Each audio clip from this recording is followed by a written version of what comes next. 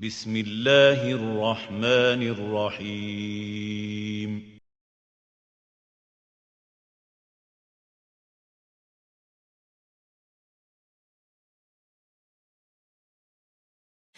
بہت شکریہ پروفیسر مسرور قریشی صاحب۔ اب میں جناب اپنے مہمان جناب اشفاق حسین صاحب کو دعوت دوں گی کہ آپ کچھ الفاظ ہمارے اس کانفرنس کے بارے میں کہیں، آپ کا کل کا تجربہ اور آج کے لیے کچھ نیک خواہشات۔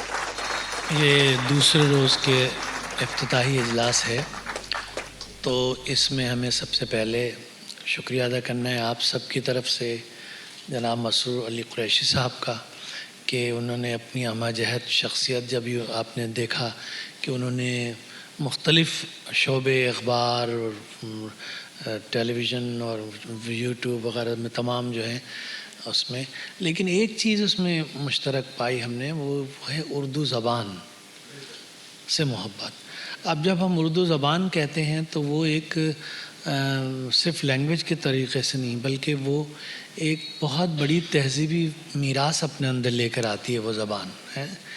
تو اور وہ پہلے وہ بہت محدود تھی، کسی جگہ پہ اتنی محدود تھی کہ ہم لوگ امیگرینٹ ہیں، لیکن امیگرینٹ کے حیثیت سے جب داغ دہلوی جب حیدرآباد گئے تو انہوں نے کہا کہ فانی دکن میں آ کے یہ عقدہ کھلا کہ ہم ہندوستان میں رہتے ہیں، ہندوستان سے دور۔ تو وہ دہلی کی زبان کے ود ان انڈیا اس میں جو دوری کا احساس ہوتا تھا، لیکن آہستہ آہستہ آپ دیکھیے کہ اردو کی ایک لنگوا فرینکوا کے طور پہ جو زبان پھیلی، خصوصاً شمالی ہند میں کے علاقے میں، جو ہم کہیں گے دریائے نرمدا کے اوپر کا جو علاقہ تھا، دکن کے اوپر کا علاقہ، تو وہاں پر یہ زبان کس طریقے سے پھیلی۔ اس کے بیج جو ہیں وہ دکن میں ہی ملا۔ دکن کا ایک چیپٹر ہے دکنی ادب، اس کو پڑھنے والے لوگ اب بہت کم ہیں۔ جو پرانے مخطوطات ہیں قلی قطب شاہ کے زمانے کی 1500 اور 1600 کی، تو اس کے پڑھنے والے بھی کم، لیکن بنیاد وہاں سے پڑھی۔ پھر یہ وہاں سے گجرات چلی گئی۔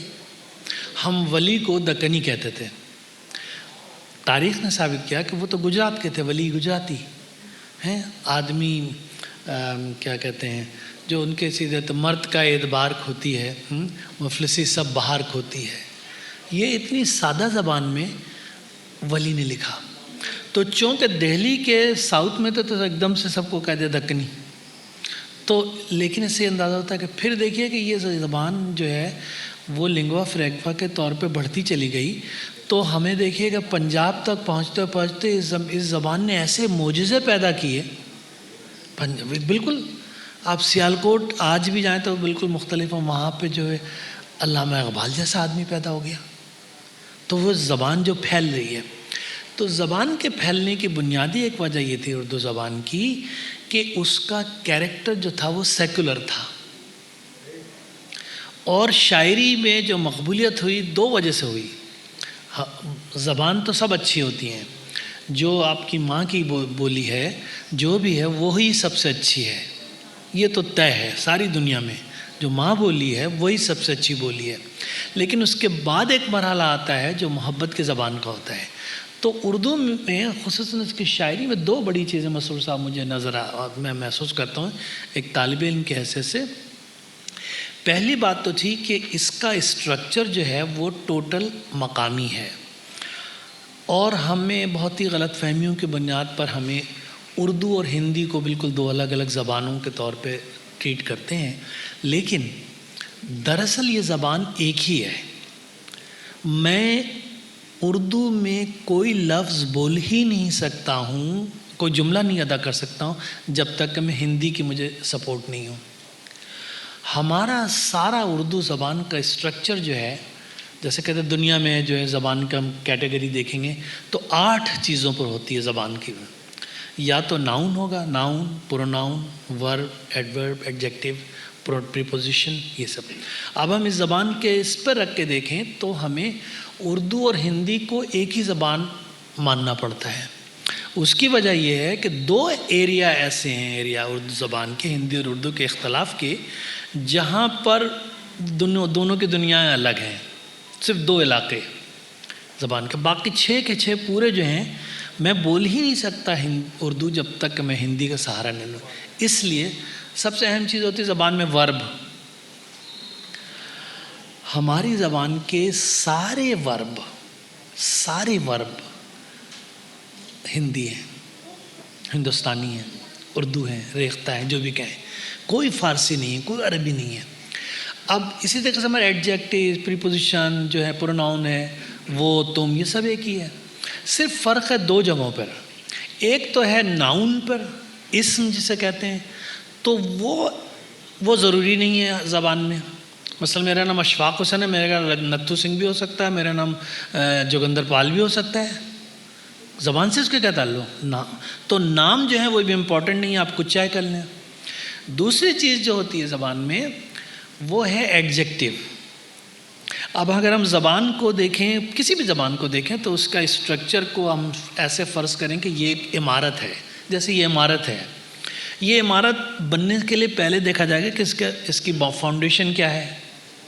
تو فاؤنڈیشن جو ہے وہ ہے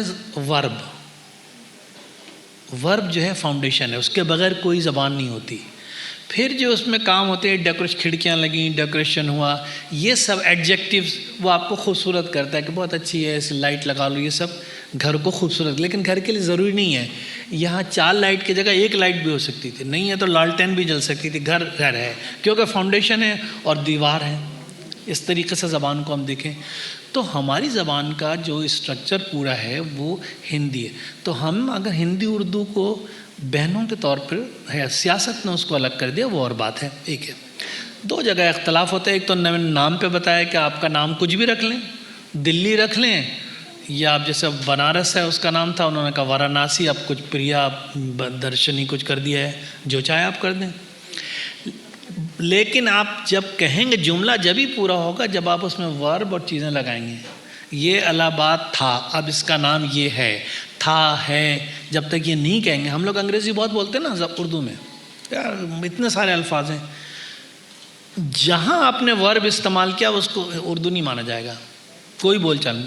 میں اشرف اور ریاض نیازی لاہور وینٹ ہم نے کیا تو گئے. آپ کچھ گئے، وہ بک ہے، کتاب نہیں کہیں، کتاب تو ایڈجیکٹیو ہے. آپ اس کو بک کہہ دیں چل جائے گا، پرچہ کہہ دیں گے چل جائے گا.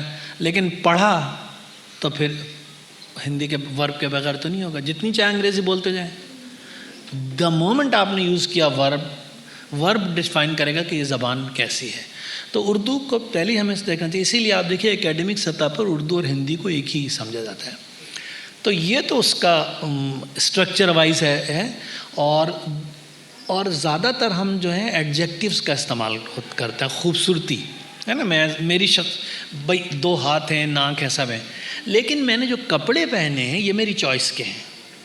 اسی سے میں خوبصورت بھی لگوں گا، بدصورت بھی لگوں گا، اچھے کمبینیشن ہوگا، سب ہوگا نا. یہ ہے زبان میں ایڈجیکٹیوز کا کردار. تو اب میں نے کہہ دیا کہ وہ بڑی سندر ہے، وہ لڑکی بڑی سندر ہے، تو ہندی ہو گیا.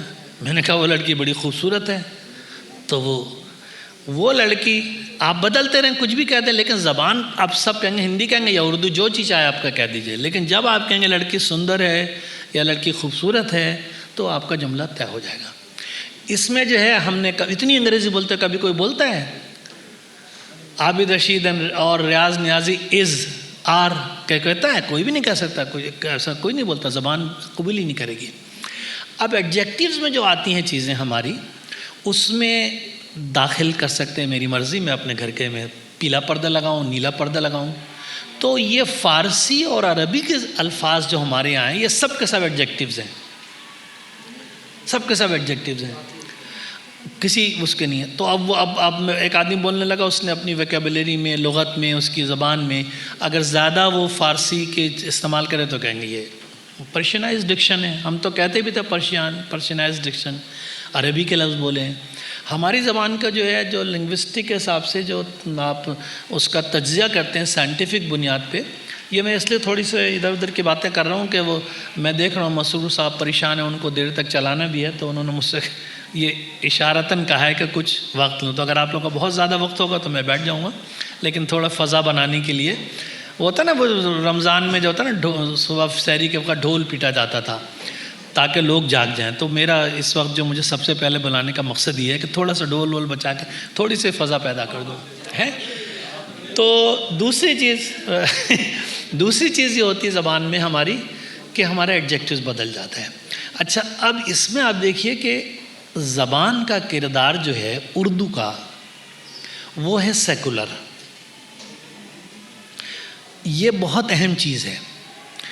اس لیے اہم چیز ہے کہ دیکھیں فرض کیجئے کہ ایک ہندو شاعر ہے, وہ شاعری میں تو آ کے کہہ سکتا ہے خدا تو خیر خدا تھا وہ مجھ کو کیا دیتا, میرے لیے میرے پرماتما نے کچھ نہ کیا.